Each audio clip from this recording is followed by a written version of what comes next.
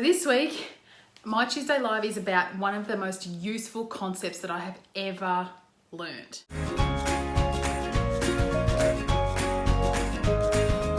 I did a video the other day. If you haven't checked it out, check it out now, because that's on one of the other most useful concepts that I've learned, which is building rapport with kids. This one that I'm going to talk about today, you may have heard of.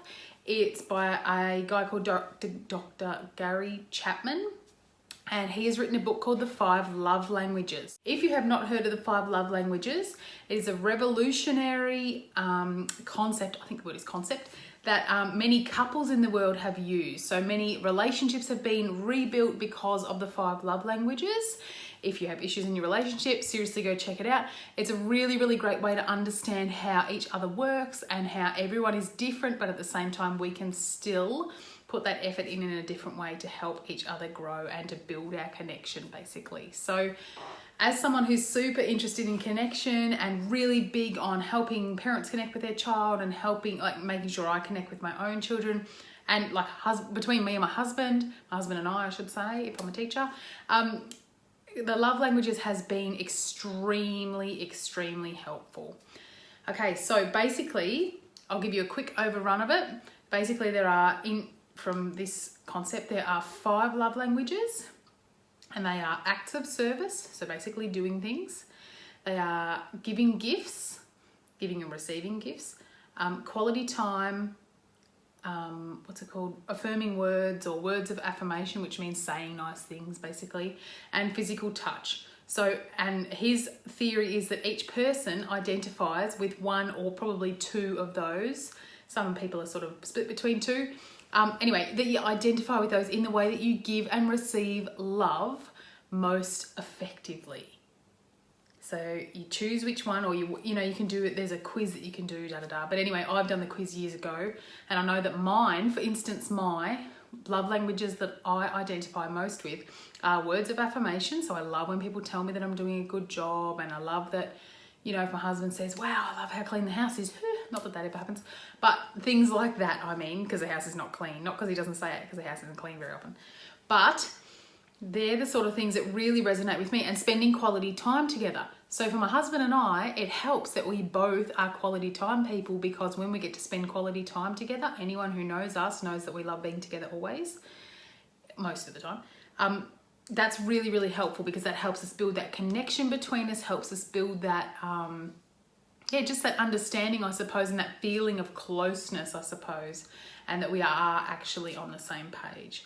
So for other people, it could be giving gifts. Do you know what I mean? So anyway, that's basically what the love languages are. And to relate it to children, which they've done a kids book of the love languages, the 5 love languages for kids it's called, and it's pretty good. It's really, really useful.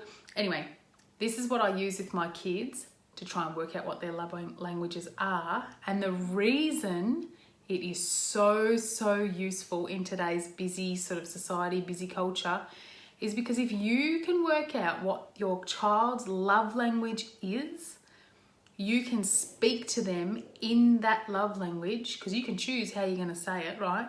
You can speak to them in that love language, and then you can do, whatever it is, your 15 minutes of connection you get a day, or if you're a really busy parent or you're a working parent and you've only got 15 minutes, 20 minutes a day to spend with your child one-on-one or at all, then to make those minutes as connection building as possible, to make them as important as possible for your child, to know how they actually receive love best, is super useful. Okay, even for those of us who, I don't know whether I've got lots more time, but I have more time with my children because I'm a stay-at-home mum. But even for me, like for my daughter, I don't get to see her anywhere near as much as I used to, because she's at school and, we're doing other things. And then when we're at home, we're running around doing different things, tea and dinner and bath and all that sort of stuff. But for me to be able to speak to her in her love language, which I've worked out is actually acts of service, so doing things together, that is so, so helpful, because she feels like, yeah, mum does love me. Yep.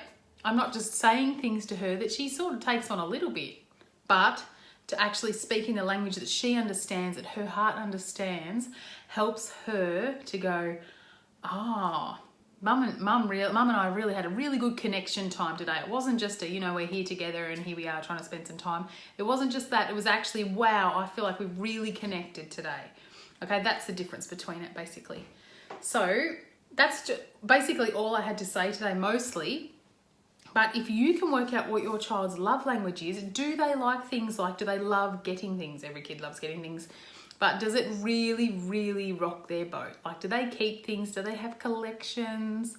Do they just go, oh, Auntie, whoever gave me this when I turned 3, is that just something that's so, so special to them?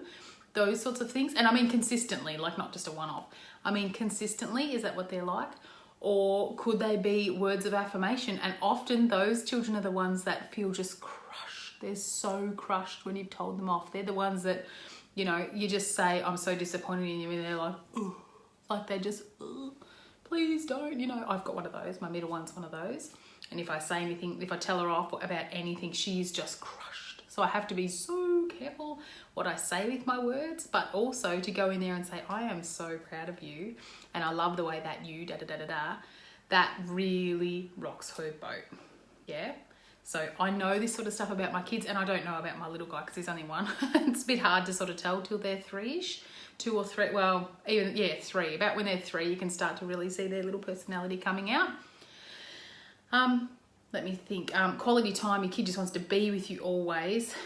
I actually thought that my first child was a quality time, but I don't think it's just that. She wants to do things with me. So for me, I've worked out that it's acts of service. She wants to do things. She makes me things and all that sort of thing. So yeah, physical touch is pretty clear. They're the ones that are the really cuddly kids. They're the ones that just need to be with you and touching you all the time until you're going crazy. No, not necessarily, but sometimes, right? So anyway, they are the 5 love languages. And if you are interested in them, please pop something below and I can sort of direct you to a book or any of that stuff. So I love the 5 love languages because it has helped me so much with with relationships in my own life. And it's just basically reaffirmed more and more. I've known about it for about 15 years, but it reaffirms more and more what I want to be about, what I'm about: building connection, building understanding between people, building I'm for you and you're for me. That's how we work. Building and parenting, it's so amazingly useful for parenting as well. So I've found that it's really, really stopped but a lot of issues between my oldest and myself, because I've gone, oh, that's what you want to do. That's what makes you go, oh, now I've had enough time. Or now I've had enough. Or my tank is full, that's how the guy puts it. My love tank is full because we've done something that really fills it up really, really well together. So that's the love languages. That's my Tuesday Live for today. I hope that you might know about this stuff. If you don't know about it, that's okay. If you want to, put something below, as I said. Anyway, hope you guys have a great day. Bye.